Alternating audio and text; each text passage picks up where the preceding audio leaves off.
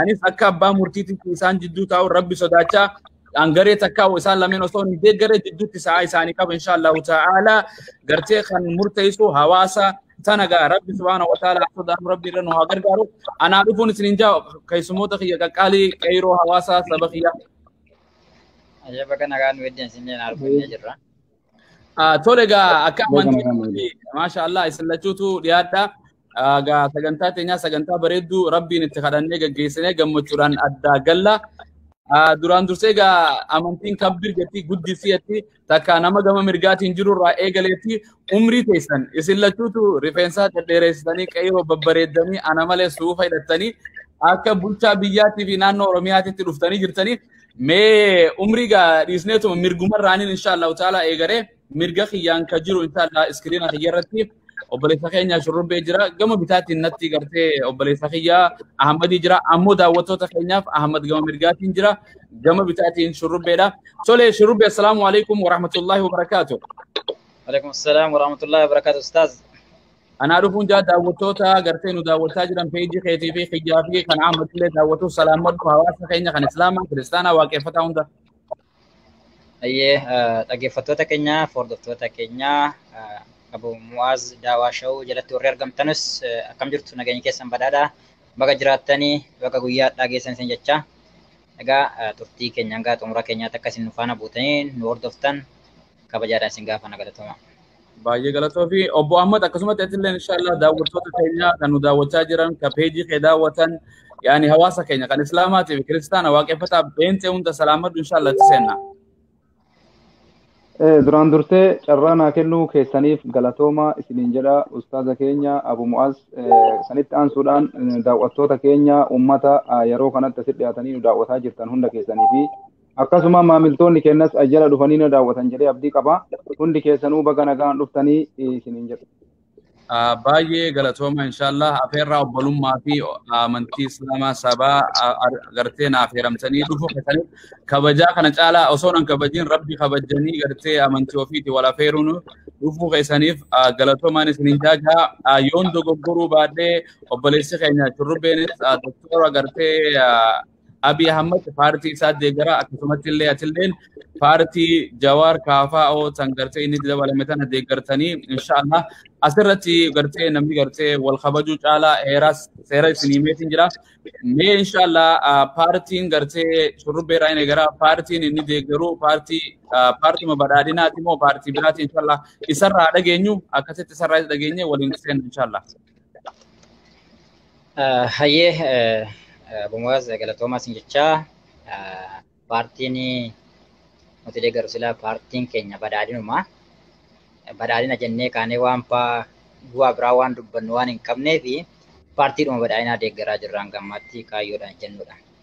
Tole maashaallah obboleessa kiyya obbo Ahmad Tululee atis paartiin ati deeggartu paartii Jawaar Muhammad paartii KFO'ti yoon dogoggoruu baadhee akkasuma sanna fakkaata daawwattoota keenyaaf inshallah. Dhugaa jettanii ustaaza keenya anis akkasuma akkuma isin jettan paartii keessatti akka miseensaatitti miseensuma KFO'ti garuu akka Oromoo tokkootitti paartii ABO'ti numa deeggaraa garuu ammaananii miseensuma KFO'ti KFO'uma deeggara. Maashaallah. Rabbi subhanahu wa ta'ala isin rajala tuga tuna fakkaati galatooma gaafii lammaffaa isin gaafadhee itti seennu achi booda atis gaafii gartee isaa qopheessitu inni si qopheessu hundi keessanuu gartee qophiidha inshallah. Waan biraan isin gaafadhu Ahmad shurrubbeedhaan wal beeytanii sooshaal miidiyaa irratti akka dhuunfaatitti keessan wal beeytamoo yeroo duraati akkana waliin dhufuun keessan. Shurrubbeedhaan wal beekuu wal beeynaa garuu sooshaal miidiyaa irratti guyyaa jalqabaa kallattiidhaan yaadaan wal dhufnee wal mormuudhaan farra guyyaa jalqabaati garuu sooshaal miidiyaa qofaan wal beeyna. Keessaa walitti dhufnee walitti kontaaktii hin qabnu jechuu. Okay. Shurrubbe tole jecha kuma inni jirumoo atis gara biraatiin gartee Facebook biraarraan wal beekuu mala wal beeytanii asiin dura gartee mee wal dubbistanii takka. Hayyee galatoomaati. Ani finni bada walitti dhufeenya illee hin qabnu tarii miidiyaadhuma kanarratti wal barree hin beekna wal hordofna malee wal dubbisnee akkuma inni jedhee wal dubbisnee wanti nuti wal beeknu hin jiru. ما شاء الله ربي سبحانه وتعالى يسن رجالته تنت نفكاتي وبليجن كيا ربي سجاتات مشير ولي قدا والخبجا ولين هادم من سنين جاب وبليجن كيا قالي ولين جرا تون سجنتا ديبيتي قرتي جدو وبليجن كيا لماني بارتي لماني إن شاء الله تعالى قرتي سيناتي أكدراتي تواصلنا كاين كانوا ولين جاي ولين الناس في السوشيال ميديا رتكاين أرجعني قرتي سني قرتي بيفا قرتي خبجاتين أكثر ورتي مرمي تنا كان جيت نوتا أن كوبيسان كيسان أبو مواس كيسو مالمان ودين اتفقنا تولي ما إن شاء الله تعالى شربة قرتي قافين قرتي أكما تارا أبو خاني ثاني قافتا ما دكتور أبي أحمد سببان قرتي بارتي تناتي تدقروا قرتي برقمي مالي بتسنتي مالي بارتي تو سري دايتي يادا مال قرتي بيجاف قولي سيفو مال قولي سباف مال قولي أمنتي مال قولي تي يادا دكتور أبي أحمد أيه غلطوما قافي كي قافي سنچينا دكتور أبي أحمد namuga gaafa deeggaruu jalqabnu walumaan deeggarree paartiin kunillee boodarra kanatti uumame malee gaafa Dr. Abiy deeggaruuf kaanu walumaani gaafa inni dhufee aangoorra qabatee adda gara waggaa 3 yookaan waggaa 2 waan akkasitti dhiyaatee jira. Sanumarraa kaanee akkuma uummanni Oromoo nigaa Oromoo miti mukaaf namaaf bineensaan deeggaraa ture gaa wanti deeggarra hin jiru. Deeggaraa turre kallattiidhumaan waltaaneet ummata Oromoo mara wajjinii ummata addunyaa guutuu wajjin Oromoo qofayyuu miti addunyaa guutuu waliin deeggaraa turre. Deemsa keessa tarii ummanni keenyas akka addaatti kan aangoo barbaadus ni jiraata. Warris immoo rakkoo naannummaatiif rakkoo waan addaatiif deemullee ni jiraata jedheetan yaada. Eeguma kun dhufee ummanni adda bahuu jalqabee eegee ummanni adda bahu kana gaa tarii maaliif mucaan kun adda hin baane jedhee namoonni hedduunis kan nutti roorrisus ni jira. Dr. Abiyyitti paartii isaa dhiisnee Dr. Abiyyi dhiisnee gara adda bahuudhaa fi hojii inni hojjete keessaa hanga addaatti waan adda nu baasu hin argine. Etuma immoo hojii inni isatti adda nu baasu yookaan paartii isaatti adda nu baasu etuma argineeyyuu dubbiin deemu kun siyaasichi inni duriitii fi inni ammaa wal adda. Inni bara hammaatiif inni yeroo duraanii wal adda. Garumatti gorantu dhibame. Amma hariinuu ana caala jedha, inni kunis ana caala jedha, inni kunis ana caala jedha.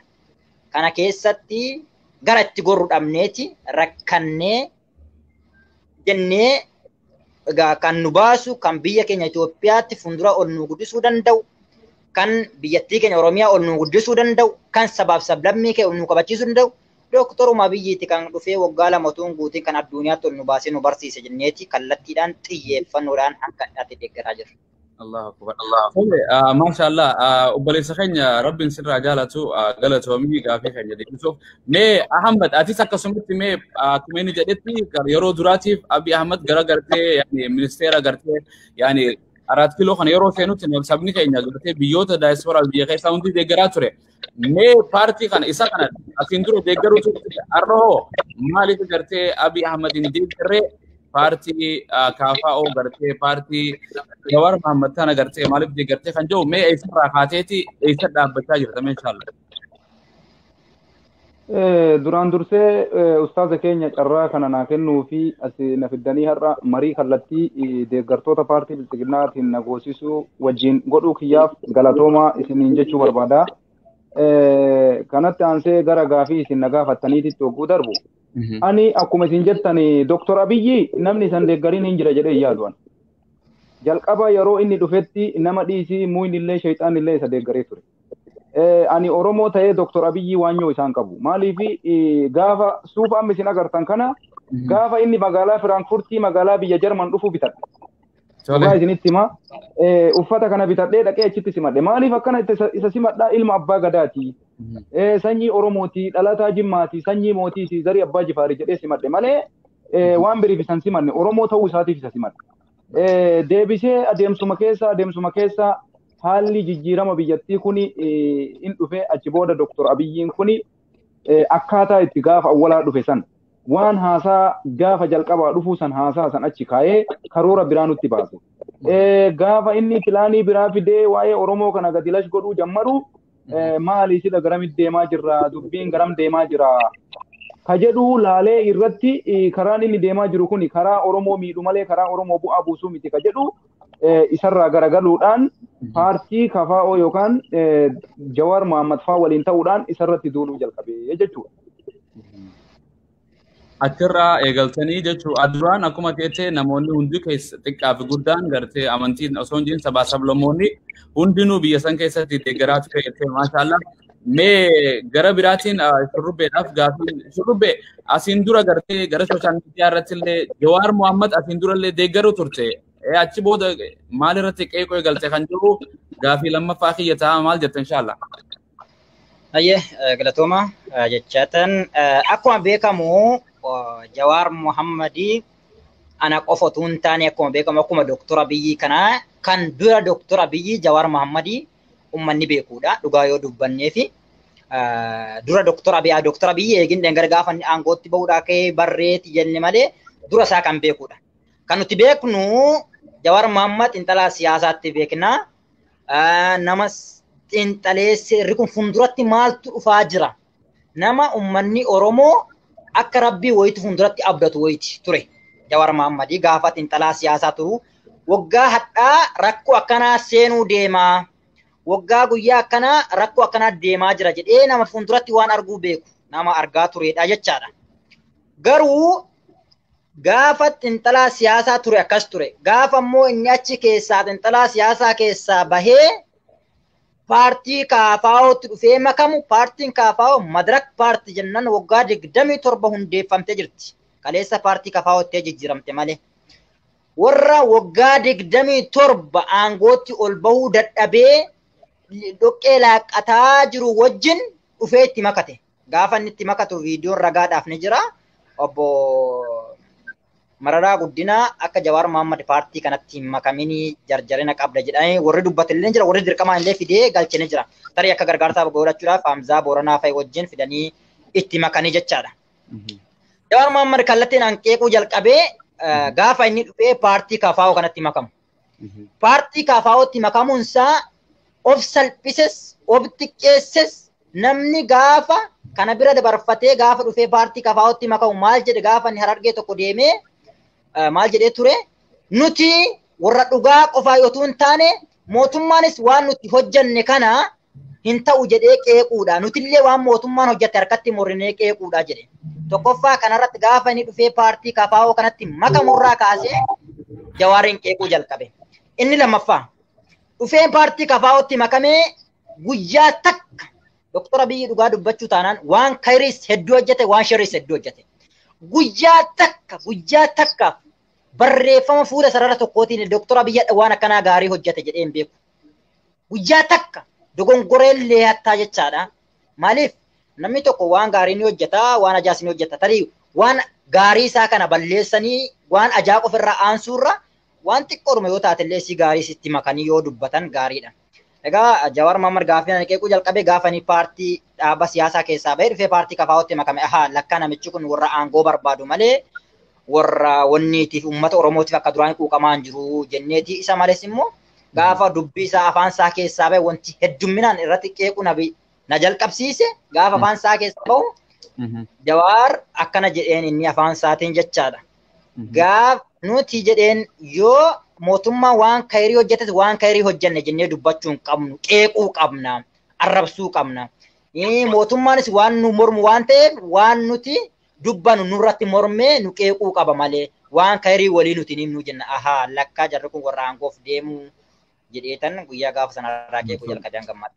Bareeda inshaallah gartee daqiiqaanis sadii walii kannaatuma deemna yoo gaafii gaafatamtee gaafii deemte.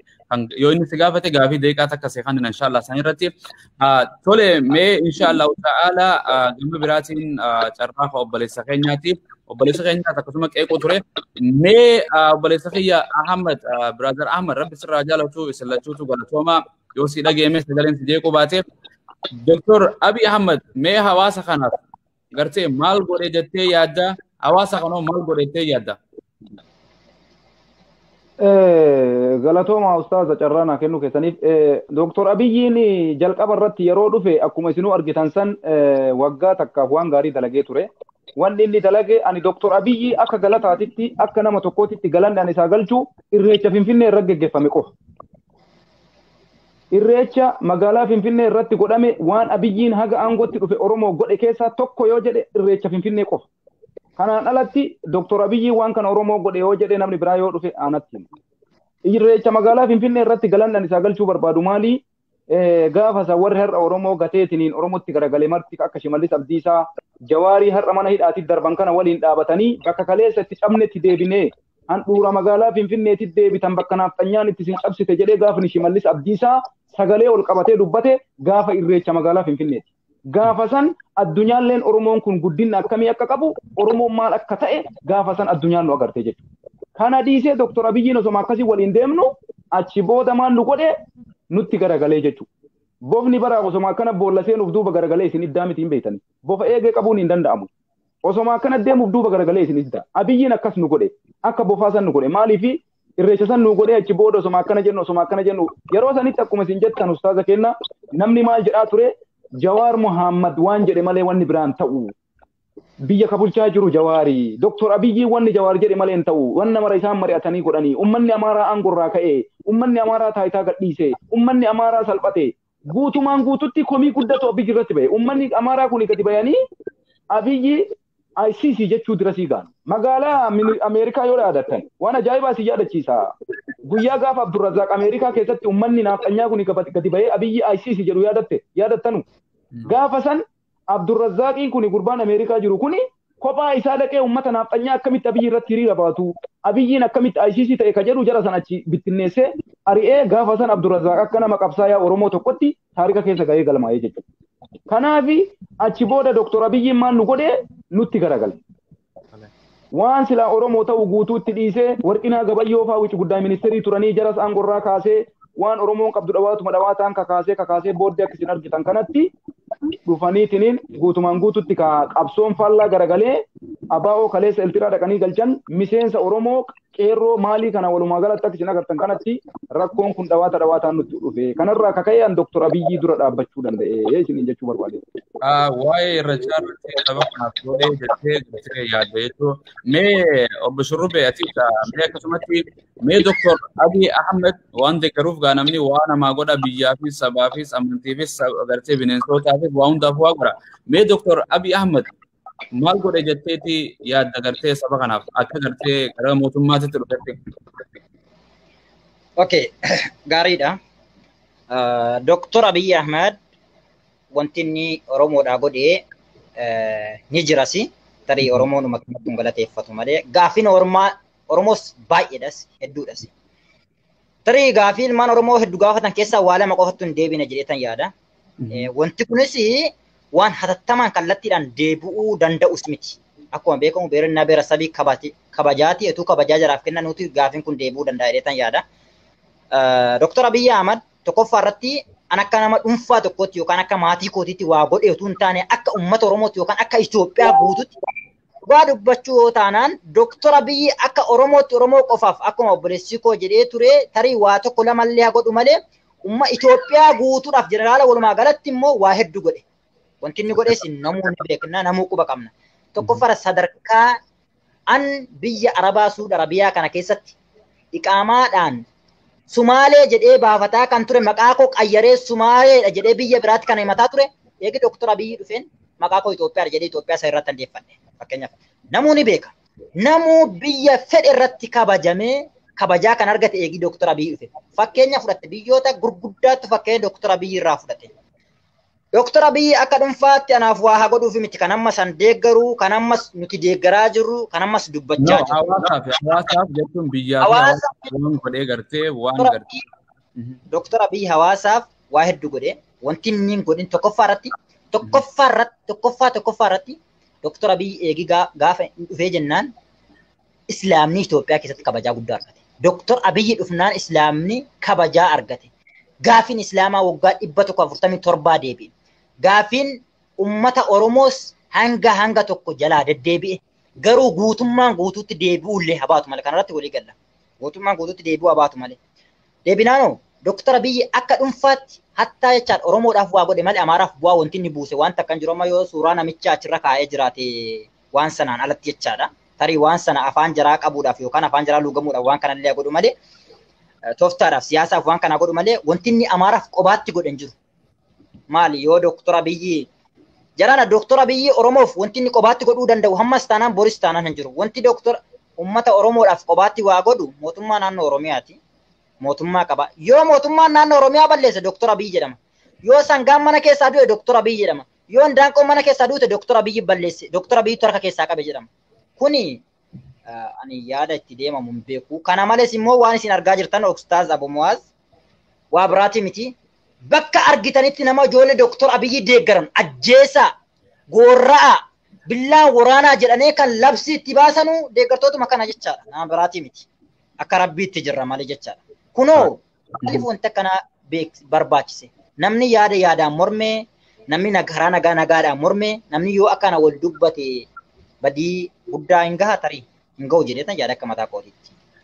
Tole waa hedduu kakaastee obboleessi keenya waa'ee gartee akka gartee hawaasa biyyaa jiru akka iqaamaa gartee waraqaa eenyummaa biyya keessa jiraatanii magartee duraan biyya saba biraa himatan Itoophiyaallee godhee jette.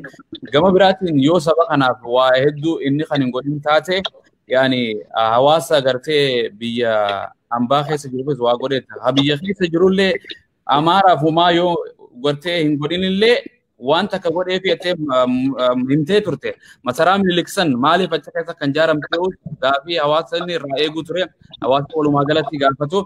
Mee carraa gaafii kanarratti waan obboleessa keenya haasaa yaada kanarratti Ahmed maal jettamee waa hedduudha. Ittokee waa hedduun godhee biyya ambaa jiruuf akka iqaamaa sanillee tuqee biyya keessatti yoo namni mootummaa naannoo Oromiyaa tokko waa balleesse Abiy Ahmed jedhamanii Abiyyiin naannoo Oromiyaa irraa gartee akka walabatee tokkotti obboleessa keenya illee tuqee mee kanarratti walumaa galatti Abiyin maal godhee maal jette inshallah.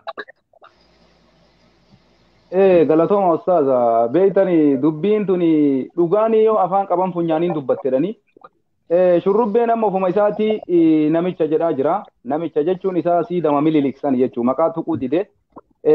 Wanni inni siidaa san maqaa dha'ee fi waan rakkoon achi jiruuf hin beeka. Isa qofaa miti siidaan lama Hayila Sillaasee illee dalagame. Ani waa'ee kanaati miti osoo achi hin gahin duratti amma inni Dooktor Abiyyiin ummata Oromootiif maal godhe? Gaafa Dooktor Abiyyiin aangorra ga'e muslimni keenya nama ta'e. Gaafa Dooktor Abiyyiin bakka kana ga'e ani waraqaa kiyya gara Itoophiyaatti jijjiiradhee jaa jira amma shurrubbeen. Kuni waan ajaa'ibaati. Namni jalqaba bakka san ga'uudhaaf bakka amma inni jedhu kana ga'ee Dooktor Abiyyiin akka aangoo argatu godhuudhaaf Oromoon maal gumaachi? Warri har'a girrisaa jedhanii maqaa nutti baasanii maqaa addatti nu fo'anii tiniin kophatti baanee girrisaa taane kuni qabsoo tana keessa maal godhee Dooktor Abiyyiin kun akka gara aangooti bahee mootummaa Itoophiyaa ta'eetiniin maqaa Oromootiin akka achi taa'u ka godhe eenyu akka ta'e kanas walumaan beekna jechuudha. Qabsoo kana ka fide qabsoo qeerrooti. Qabsoo saba Oromootiin achi ga'e. Akka nu kabajamnus kan nu godhe Oromoodha. Qeerroodhaa fi girrisaa har'a maqaa itti baasanii warrummaan silaa Oromoodha jedhu maqaa nu moggaasanii cululleef girrisaadhaan nu waaman kanatu kaleessa qeerroo nuun jedhaa turan.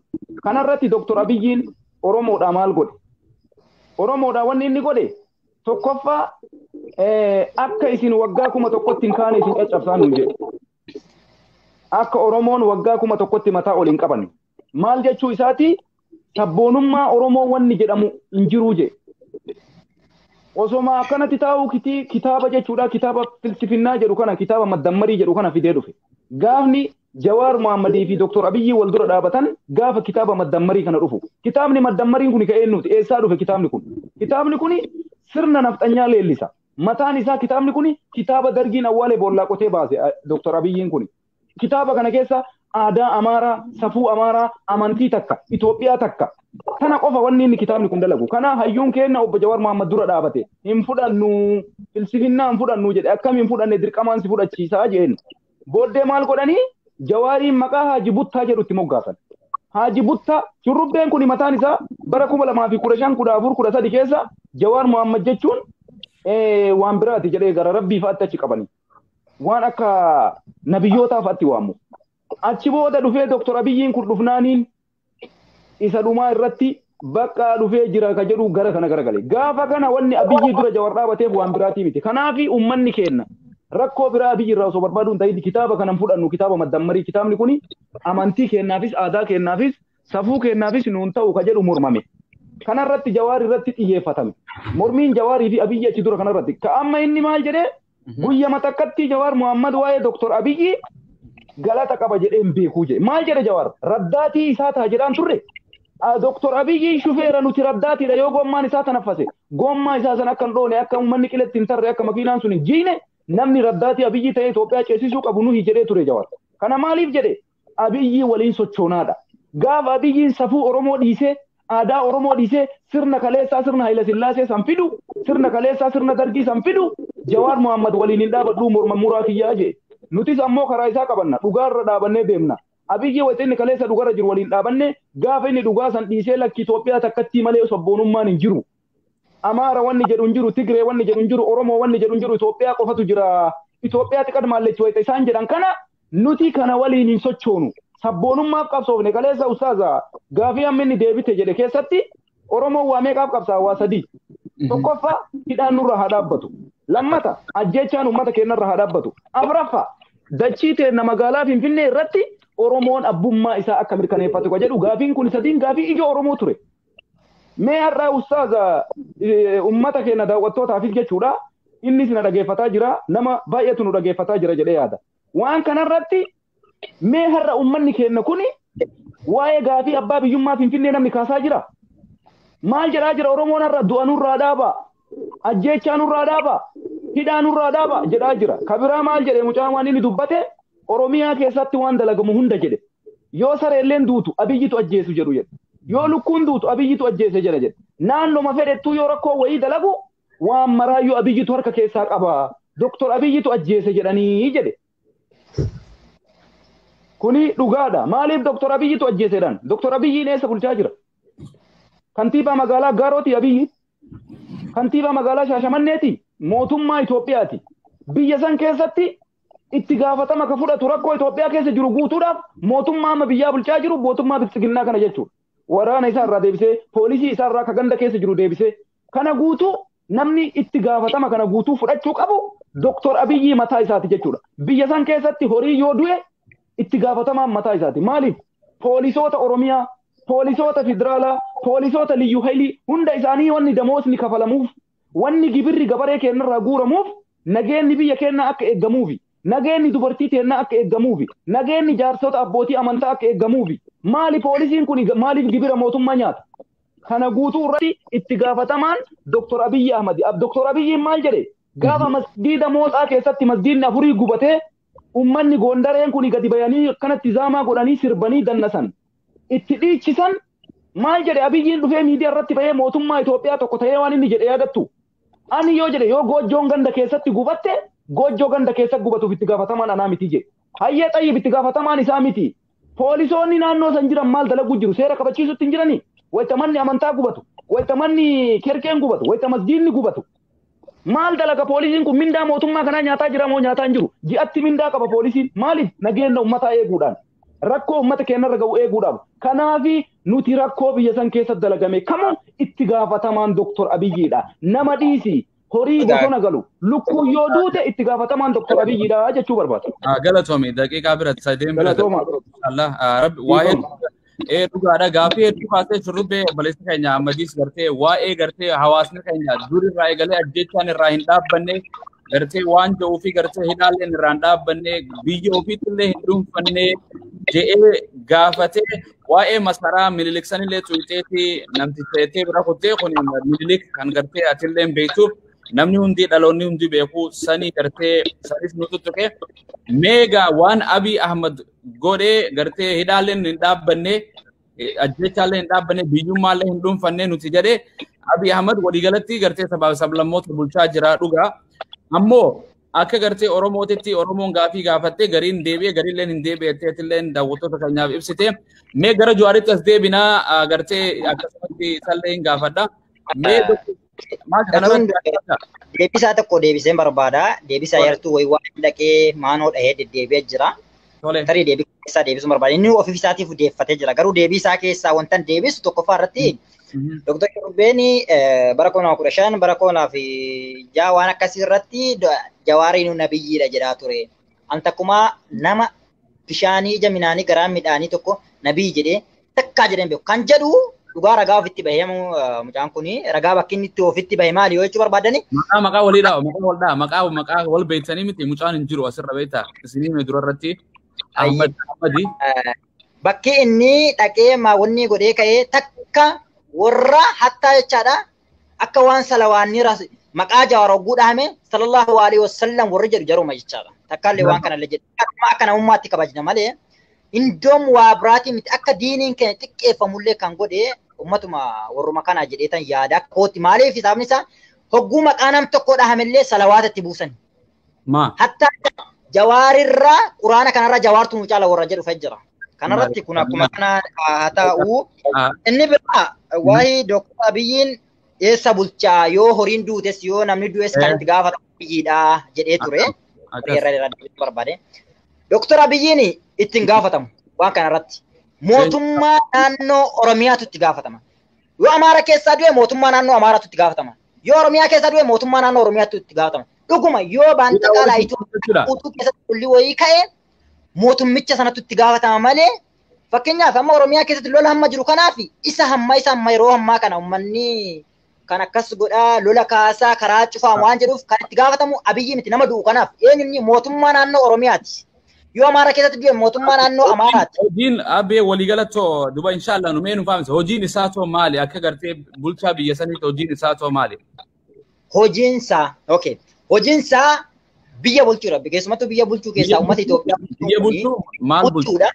Biyya bulchuu hogguu jennu kuni fakkeenyaaf inni tarii gaara taa'ee leenjii kenna waan akkasiiti waan akkanaati jedhani tarii uummanni jala jiru kuni waan inni jama fakkeenya isin kaasuu danda'a. Biyya Suudi Arabiyaatti akka biyya Suudii kanatti yoo jiraate fakkeenyaaf mootummaan gaafa gadi baatee uummata ijoollee qabdee kaatee birrii 500 birrii 1000 birrii 2000 harkaa fuutee gallakkisti. Isa kanaaf Salmaantu itti gaafatamaa? Salmaantu beekaa? Salmaantu argaa jira inni mana isaa keessa jira. Akka fakkeenya sirriitti deeqaa keetii sirriitti nyaadhu walumaa galaatuma deemnee jechuufi gartee jidduutti amma fakkeenyaaf maatii keessa ana abbaa ilmaanii yoon ta'e ilmaan kiyya bakka peetee waan yakka dalayduu ana dhufanii himan anaatu itti gaafatama ilmaan kun ajaja isaanii gara isaan deeman hunda beekuu